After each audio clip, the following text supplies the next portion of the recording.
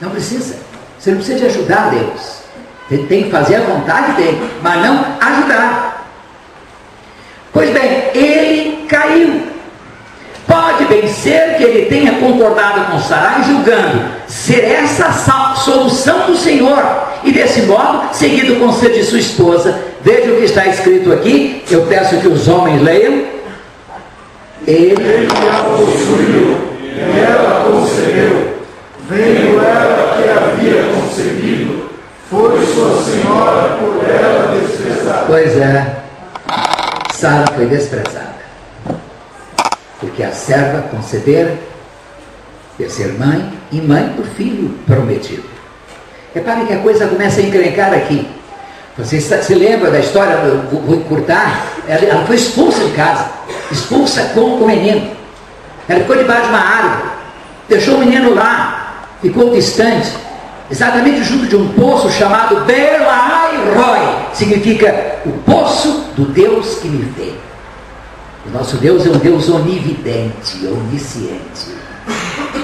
Deus disse a Sara, a Agar: pega o menino pela mão, eu tenho futuro para ele. Cria-o, eu tenho futuro para ele. Portanto, meus irmãos, nós temos que ter amor ao povo árabe também, ao povo ismaelita. Às vezes nós tomamos um partido tão forte por Israel, que a moda de Israel odiamos os árabes, quando a nossa posição como cristãos é de desejar a salvação de todos os homens, todas as pessoas. Não é assim? Aliás, em Atos 1, 8, nós encontramos uma coisa muito interessante.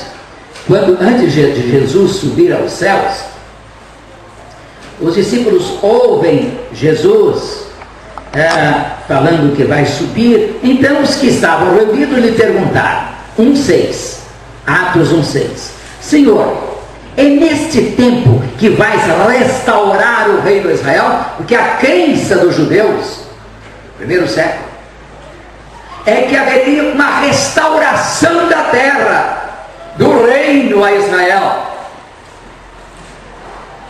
Reino que será totalmente perdido no ano 70, com a invasão de Jerusalém, com a destruição do templo, destruição da cidade, incêndio da cidade, o cerco que preceder essa destruição, as mães com tanta fome que matavam os próprios filhinhos e comiam as suas carnes, com um desespero como nunca antes houvera na terra. Tudo isso aconteceria no ano 70, que Jesus predisse. Esse é o sermão escatológico. Pois bem, Jesus responde o seguinte: não lhes compete saber os tempos ou as estações que o Pai estabeleceu pela sua própria autoridade. Ele não diz será restituído o reino. Ele não diz será restituída a terra. Esse é um ponto teológico extremamente importante.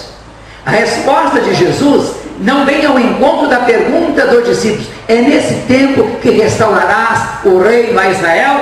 Não nos importa saber as datas, os tempos, as estações que Deus estabeleceu por sua própria autoridade, mas é uma conjunção adversativa.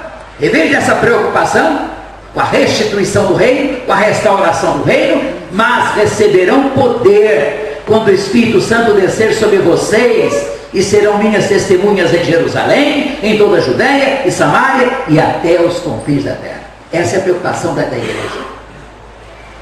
Mas há muito mais gente escrevendo em discussão sobre o Oriente Médio do que sobre a volta de Jesus e sobre o plano de salvação para a humanidade. É impressionante o que os sites nacionais e internacionais têm. Eu fiz uma pesquisa grande na internet. Sites franceses, sites ingleses, sites americanos. Quanto se escreve sobre aquele conflito? Parece que nós estamos hoje como igrejas voltados para dentro, cuidando da casa, cuidando dos móveis, cuidando do bem-estar. Não estamos voltados para o mundo, não estamos sendo testemunhas eficazes, como Jesus disse ao recebermos o poder do Espírito Santo. Pois bem, ora irmãos, esse caminho não era o caminho que Deus havia planejado para dar uma descendência numerosa a Abraão. Imediatamente começaram os problemas. Sarai, a legítima esposa, passou a ser desprezada aos olhos de sua serva Agar, que dera a Abraão um filho, chamado Ismael. Se Abraão e Sara admitiram haver errado no que fizeram, não há evidência disso nas Escrituras. Eu não encontro nenhuma passagem que diga, e Abraão se arrependeu, e Sara se arrependeu. Interessante. Não é isso. Eu gosto de Abraão, vou chegar ao céu, quero conversar com ele, gente boa, mas eu não vi sinal de arrependimento de Abraão pelo que fez. E deixou essa encrenca que vai até hoje, de guerra entre os irmãos. Vou dizer ele, olha, aquela encrenca lá embaixo, a culpa é sua. E dela, cadê a dona Sara? Não sei se a gente reconhece o espírito da dona Sara, mas ela deve aparecer. Eu vou dizer ela, dona Sara, aquela ideia sua, hein? E dizem que mulher só tem ideia brilhante. Eu não sei não. Essa não foi tão brilhante não. 13 anos mais tarde, entretanto, Deus falou a Abraão agora, com a idade de 99 anos, repetindo promessa que ele fizera anos atrás. Mas Deus mudou o nome de Abraão, que era o pai elevado, pai majestoso, pai magnífico, para o pai da multidão. Deus antecipa o fato de que Abraão será pai de uma multidão. Em ti serão benditas todas, não é algumas, todas as famílias da terra. Abraão faz uma oração pelos árabes. Interessante isso. Abraão orando pelo seu filho. Depois de receber outras instruções, Abraão aparentemente começou a pensar que Deus estava a confirmar Ismael com sua semente escolhida. E orou assim. Vejam a oração que Abraão fez a Deus. Olha que oração importante. Vamos ler juntos? Permite que Ismael seja o meu herdeiro. Ou outra tradução, tomara que viva Israel diante de ti. Essa foi a oração de Abraão por Ismael, que seria o pai de todos os árabes. Meus irmãos, é muito importante atentar para estes ensinos que estão no Santo Livro. Eu tenho de correr, porque tem o futebol. Estou preocupado com o futebol. Interessante, como vimos, parece que os jogadores não estão aqui não, né? Não. Eu soube que há aí um Keirson, que fez 2 gols ontem, do time dos casados. Keirson. É o Bermudo. Veja só, com a idade dele. Imaginem marcar 2 gols nos solteiros.